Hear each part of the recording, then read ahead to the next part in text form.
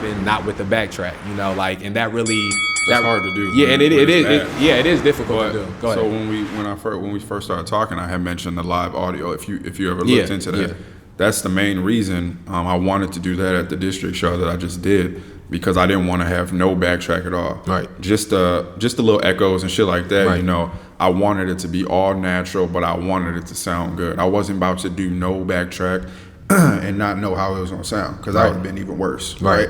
You just go into some shit, right? Take the vocals out. I'm about to do it, and then it sounds real bad. I feel like there needs some place like that should have, you know, the bigger events or venues should have the live audio in their bag, so that you can do that if you want to. Yeah.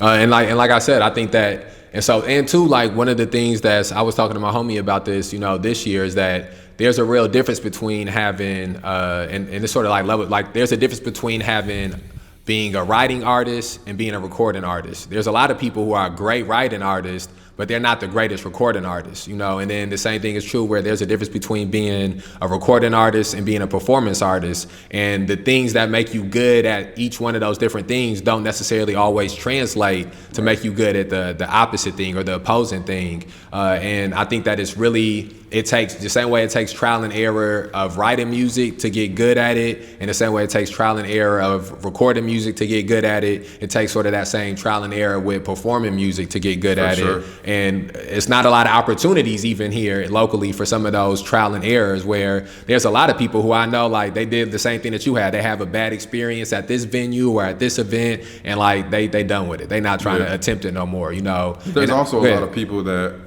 really don't care, and they just want to take every single look. Yeah, that's true too. Which is cool. You know, that's how you get your name out at the end of the day. The more you do, the more flyers you on, the more content you post, people are used to it. But one of the things that I hate seeing, like, there's probably been like, what, 50 events this summer? Right. It's always the same people. Like, oh yeah, facts. You know, take the experienced people out of the every weekend performances. Like Doc, take Doc out of that shit. Take Legend Eric, take them type of artists, and save that for a special occasion, right? Take you out of that, save that for a special occasion. Oh, they performing way, they doing way more work than me. But I'm just saying. I know what you're saying. I know what you're saying. People that have quality work, you know what I mean? Take that out of the every weekend show, because then at the end of the day, then you just start getting grouped into the new people that just came out. Right. You know, it's cool them being the headliners, but I don't want to see that, or people get tired of seeing the same people every single week. And I feel like they deserve something completely different than just the regular shows that people see every weekend. You know what I mean? And so that's another thing.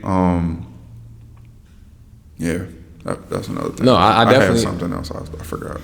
No, I definitely understand what you're saying. And I think that, like, locally we have some of those things here where, like, not necessarily the headline, but we have certain people who, like, this is a headliner, or this is a person who they have a performance career. They're a performing artist. And I think that a lot of times one of the things that hasn't necessarily happened, you know, me and you, again, it's sort of we basically the same age, and we didn't came up in some of the same time period, and it's been sort of multiple generations of artists that have come up. And one of the things that didn't exist, I think, when we were younger, were as many people who were like, putting this person on a flyer is going to put people in the seats. You know, it's been a few people here and there, but I think that now we have like 5 or 6 different artists where you put this artist on a flyer, people are coming to see this artist, besides them having a relationship with the artist. They might not know the person, they might not be friends with the person or family with the person, but they come to see this person perform. Well, if that's the case, that may be the case as well. I hope those people that they're putting on the art or the front page